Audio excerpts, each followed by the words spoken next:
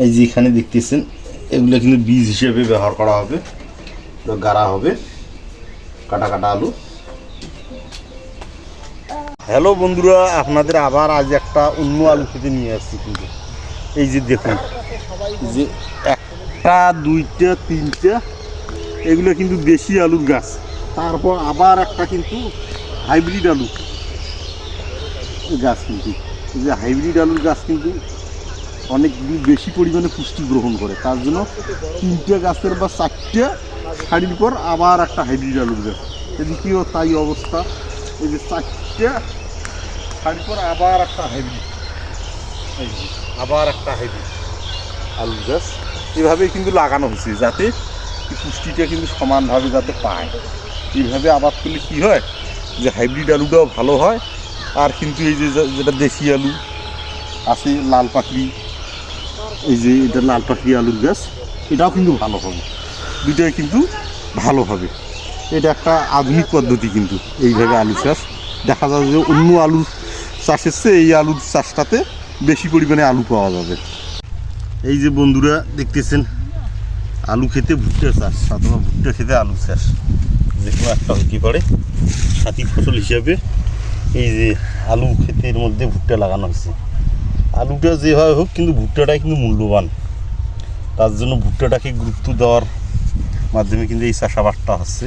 আলু তুলে নেওয়ার পর এই যে আলুর যে সারটা, এটা কিন্তু ভুট্টার কাজে লাগবে। এই যে পানিটা দেওয়া হয়েছে, যে এটা কিন্তু ভুট্টারও উপকার হয়েছে, তার সাথে সাথে আলুটারও উপকার হয়েছে। যদিও আলুতে এত তাড়াতাড়ি পানি না দিলেও চলতো, এই ভুট্টাটার জন্য কিন্তু পানি দেওয়া হয়েছে। দুইটারও উপকার, এটা খুবই একটা লাভজনক আর কি চাষাবাদ পদ্ধতি, আলু আর ভুট্টার সাথী ফসল। এই যে দেখুন অনেকটা এলাকা জুড়ে এটা আবাদ করা হয়েছে।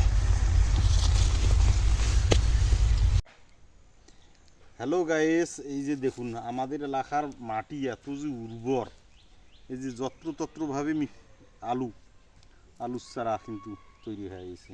এই যে দেখুন, এই যে এখানে একটা, এগুলো কিন্তু আলু, এগুলো পরিচর্যা ছাড়াই কিন্তু এগুলো চারা কিন্তু তৈরি হয়েছে। এই যে দেখুন যত্রতত্রভাবে, এই যে ছাগলে আবার খাইছে, এই যে ছাগল খাওয়া খাইছে। এগুলো কিন্তু আলু আর বেগুন, এই যে এগুলো কিন্তু বেগুন, এই যে আলুর চারা বেগুনের চারা যত্রতত্রভাবে কিন্তু হয়।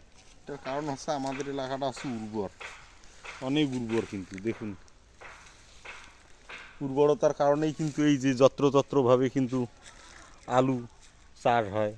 এগুলোর ভিতরে কিন্তু আলু হবে, এই যে পুকুর পাড়েও কিন্তু হয়। দেখুন এই যে আলুগুলো একদম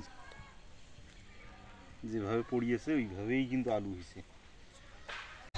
এই যে বন্ধুরা আমার হাতে এগুলো দেখতেছেন, এগুলো কি আপনারা কি বলেন, এগুলো কিন্তু আলু, কিন্তু সত্যিকার আলু না, ফলস আলু। যে আপনাদের দেখাই, এই যে গাছগুলো আছে না, এগুলো কিন্তু আলুর গাছ। আলুর গাছে যে পুরাতন আলুটা, বীজ আলুটা ব্যবহার করা হয়, সেই বীজ আলু কিন্তু এইটা থেকে কিন্তু আলু হয়েছে আর কি। এই যে আলুগুলো যখন তোলা হয়েছে, এখন এই যে নতুন আলু এবং পুরাতন আলু, এটা হচ্ছে নতুন আলু। এই যে এই আলুগুলো থেকে কিন্তু এই নতুন আলুটার সৃষ্টি হয়েছে, আর এগুলো হচ্ছে পুরাতন আলু। এই যে গাছগুলো আলু তোলা শেষ, আর এই যে যেটা আপনাদের দেখাইলাম দেখতেছেন, এই যে এটা বীজ আলুটা থেকে কিন্তু এই যে গুড়ি গুড়ি গুড়ি গুড়ি আলু তৈরি হয়েছিল। এমন মনে হচ্ছে যে এটা এখনও কিন্তু ভালোই আছে, কিন্তু এটা আছে বীজ আলুটা আর গাছটাইতে। আর এই যে নতুন আলুগুলো হয়েছে, এই যে এখানে একটা গাছ দেখুন, এই যে নতুন আলু, এই যেভাবে কিন্তু নতুন আলুটা হয়েছে। এই যে এখানে একটা তৈরি হয়েছে, একদম কিন্তু এক্সেপশনাল একটা ভিডিও। আপনারা হয়তো জানেন না যে এইভাবে আবার পুরাতন আলু থেকে, বীজ আলুটা থেকে নতুন আলুটা তৈরি হয়। এই পুরাতন আলুটা কিন্তু আছেই, এখন ভালোই আছে। এই যে এগুলো কিন্তু সব আলু তুলে নেওয়া হয়েছে, নতুন আলু। যে আগাম যে আলু চাষটা হয় সেটা আপনাদের দেখাইলাম। কেমন লাগলো, ভালো হইলে কমেন্টের মাধ্যমে জানাবেন।